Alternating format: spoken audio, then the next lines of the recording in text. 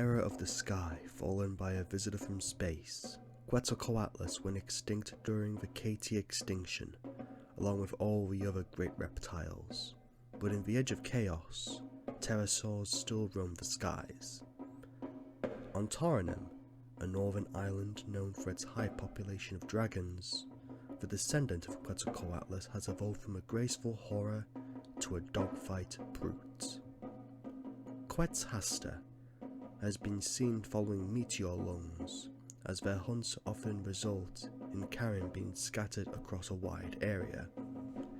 But when not following their dragonoid overlords, Quetzhasta have been observed hunting small prey on the wing, in dense forest, or even while wading in shallow water. Their broad build is accompanied by a more aggressive attitude, and many aerial battles between pterosaur and dragonoid can be seen.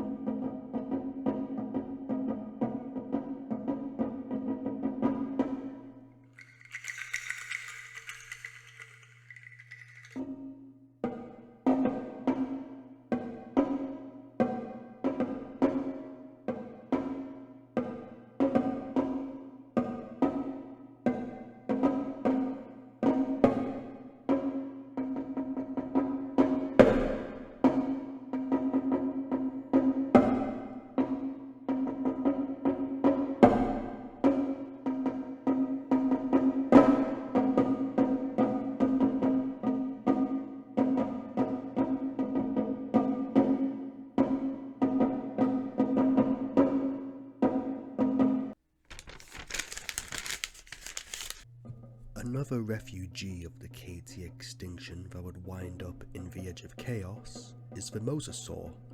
Once a global power in Earth's oceans, now these ancient beasts had to once more fight for the place of top predator in the oceans against aquatic dragonoids such as the deep-sea hexagon. But life finds a way, and as such, the elemental power that gives native species their strength found itself being utilized by a migrant from a destroyed world. Nowadays, the berg-cutter mosasaur is one of the most northern species of mosasaur, and one of the biggest. Utilizing fire ether to superheat their cranial horn, the berg-cutter gets its name by slicing sheets of ice in two, trapping their prey before leaping from the water like a giant reptilian killer whale to snap up their prize.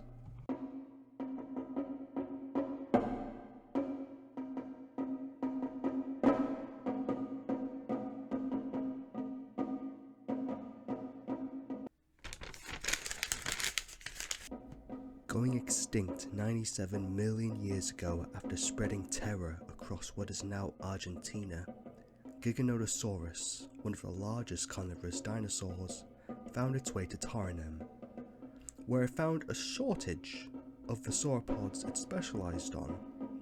But where large sauropods were scarce, dragonoids were not, and the king of Argentina found itself fighting for Taranem's throne.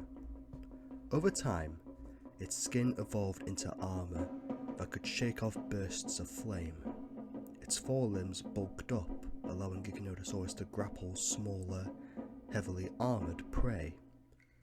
And the jaws of the biggest Carcharodontosaurid developed a pair of heavy tusks that can both pierce through armored skin and deliver a dose of venom.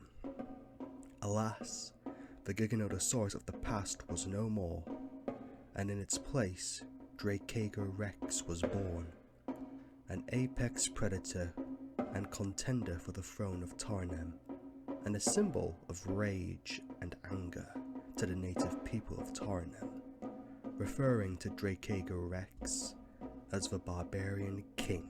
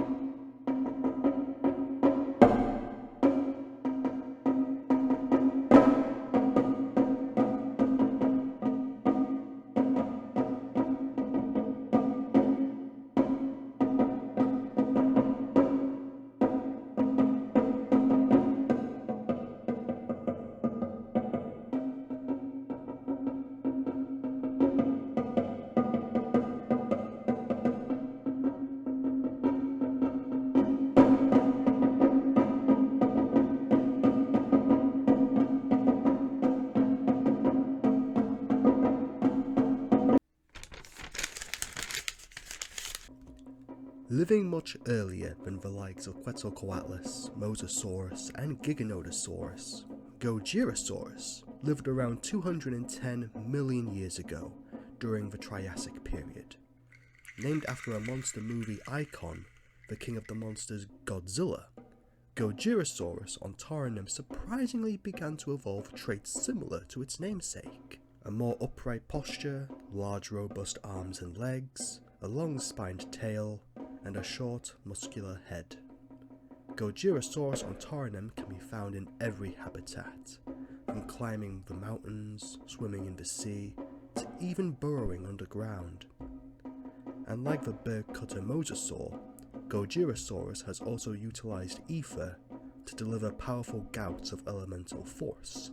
It's these qualities, as well as the stubborn behavior of Gojirasaurus, that earned its place as one of Taranum's apex predators, and perhaps in the future it will claim the throne divided by the meteor-lung Phalord Hexagon and Dracager Rex.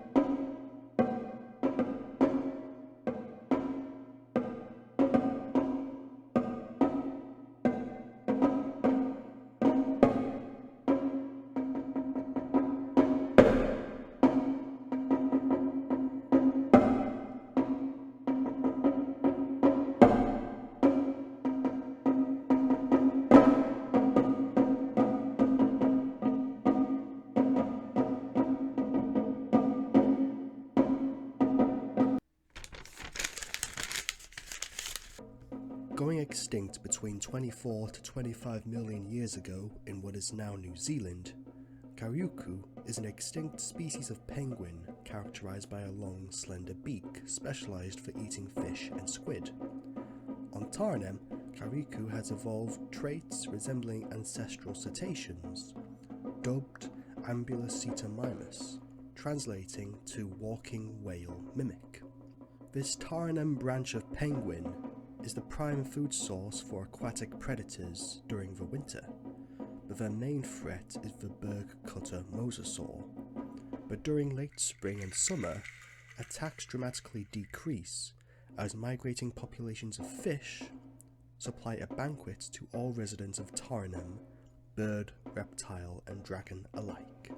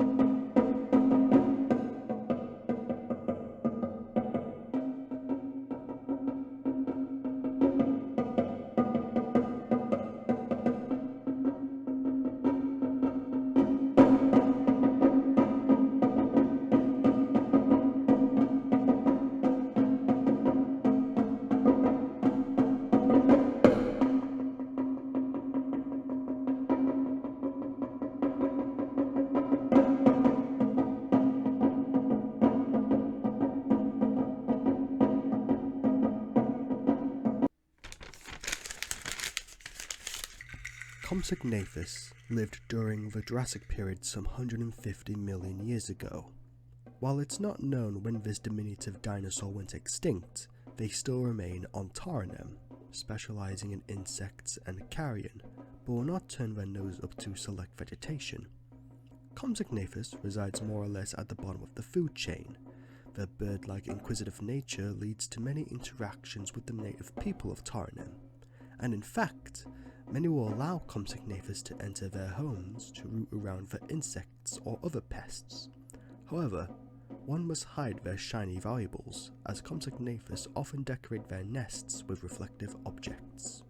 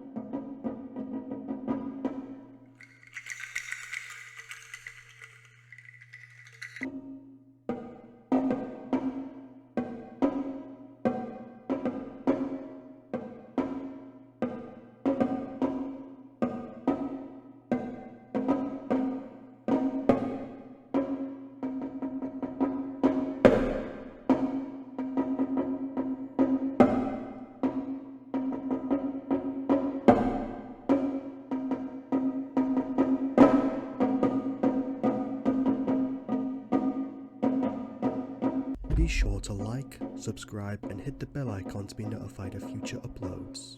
And join me on Twitch where you can watch me draw live. And if you have time, please check out my Instagram account where you can observe all the creatures I've made thus far. Now, have a wonderful rest of your day and happy holidays.